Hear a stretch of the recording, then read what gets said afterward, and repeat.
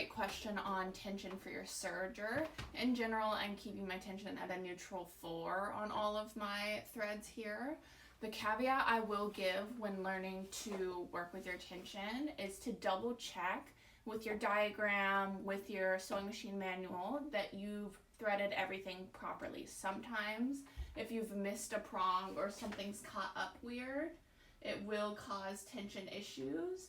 And I tend to mess with that first before going through and changing my tension, because you don't want to mess with all these things when it's not threaded correctly.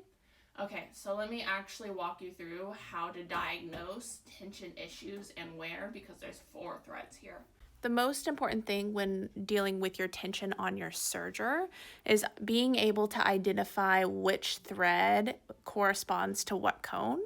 So the first 2 threads are on the top cones, and they are most similar to our straight stitch. So this is our left and this is our right on the top threads.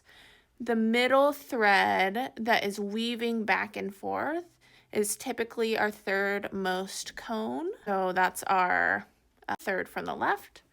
And then our last thread is actually right on the edge of our serge, and that's the most right. If you have the time, I always find it most helpful to take a scrap piece of fabric and play with the tensions so you can learn which thread looks weird when it's too loose and when it's too tight.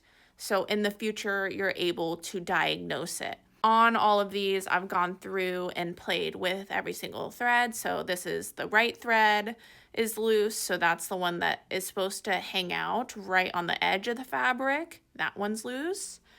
And then the right middle being loose typically causes these strands to pull onto the other side.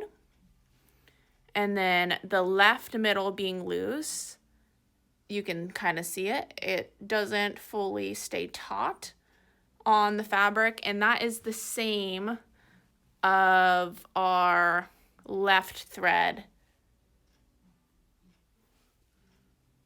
being loose, is that you can see when our left thread's fully loose that it doesn't stay in a straight line. It starts to loop, and that's not correct.